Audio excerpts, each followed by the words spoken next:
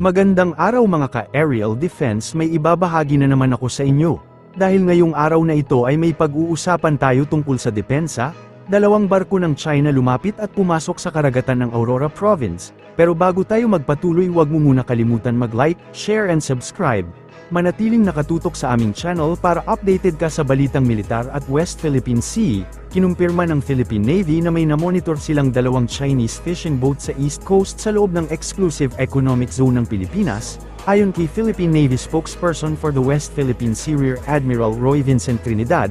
Natanggap nila ang report noong October 28, 2024, sabi pa ni Trinidad, may layo itong 20 nautical miles sa east coast ng bansa. Yes, the reports, we have monitored them, not only them but other maritime traffic within our exclusive economic zone, and we are coordinating with the appropriate government agency on how to address this. This is not alarming.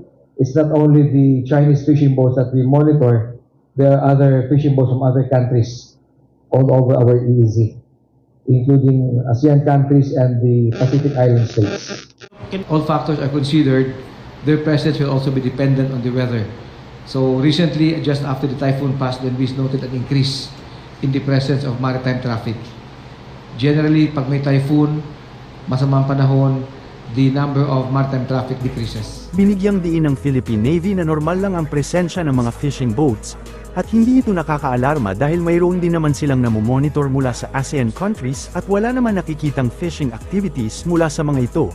Ayon pa kay Trinidad, hindi nila binibigyan masyado ng atensyon kapag fishing vessels, at ikinukonsidera lang nila ito bilang maritime traffic. Samantala, ang monitor ni Ray Powell na ang dalawang Chinese fishing boat na lurong U51794 at Luyan Yuan U017, ay kasalukuyang tumatakbo sa silangang baybayin ng Pilipinas. Idinagdag ni Powell na ang lokasyon ay wala pang 20 nautical miles mula sa San Ildefonso Peninsula o kasiguran sa Aurora Province.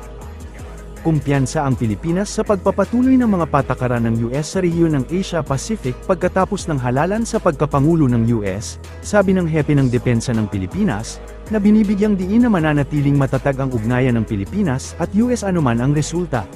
Because our support for our initiatives as bilaterally and multilaterally with the Squad, for example, is bipartisan.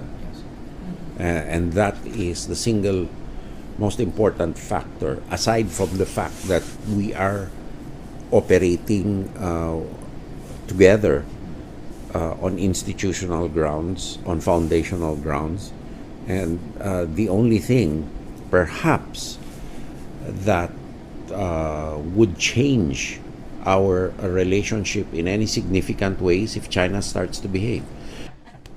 But what we are doing now with the United States is to deter and to build up our joint capabilities, combined capabilities rather, to deter such an armed attack from occurring.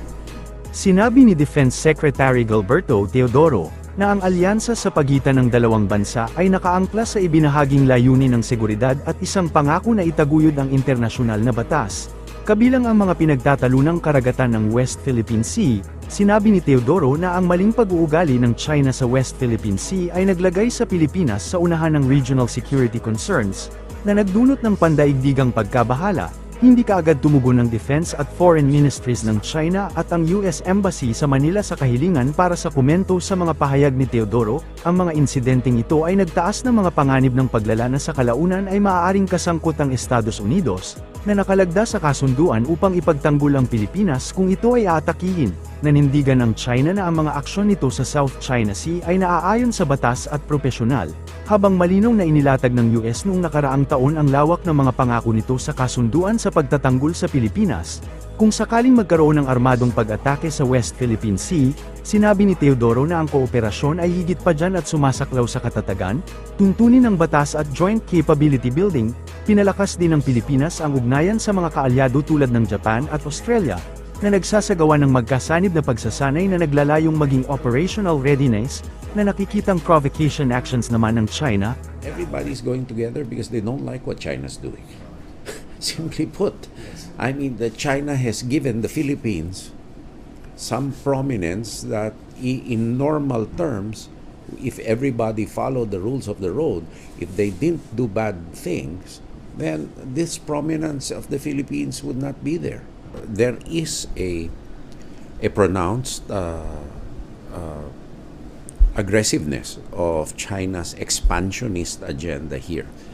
I believe that that is so because if we believe some of the literature, the expansionism of China is part and parcel of a plan for legitimizing, for President Xi Jinping to legitimize himself.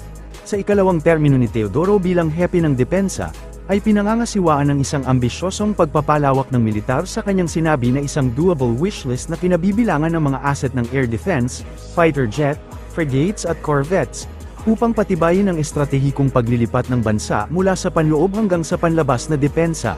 Nakatanggap ang Pilipinas ng mga alok para sa 40 multi-role fighter jet ngunit hindi pa natatapos ang deal sa isang supplier, upang suportahan ang mga acquisition na ito. Sinabi ni Teodoro na tinitingnan niya ang mga opsyon sa financing at itinutulak na i-relax ang mga limitasyon sa paghiram mula sa dayuhan o lokal.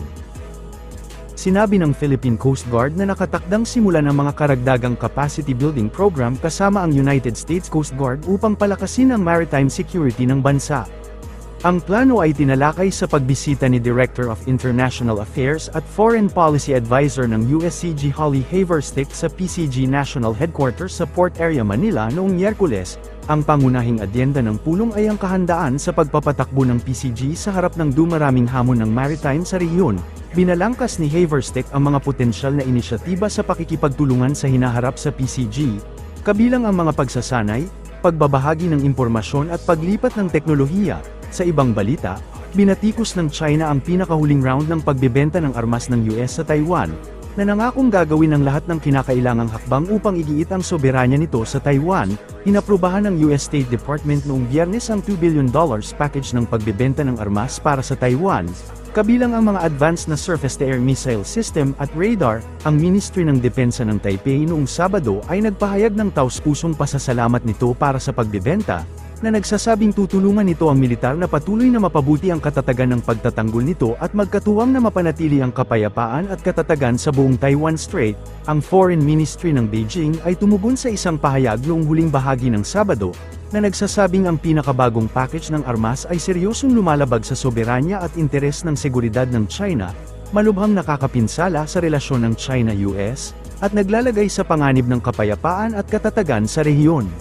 台湾是中国的一个省，不存在什么国防部，也不存在什么国防部长，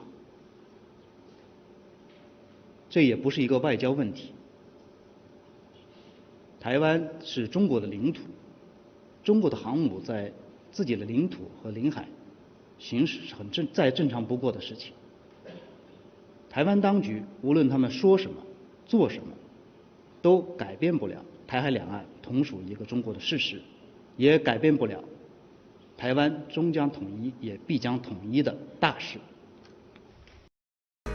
Para sa mas madaming update tungkol sa ating depensa, paki-follow at like muna ng aming page na nasa description na ang link. Huwag mo na rin kalimutan mag-like, share and subscribe. Pindutin mo na rin ang bell para updated kayo sa aking mga bagong video. Maraming salamat po.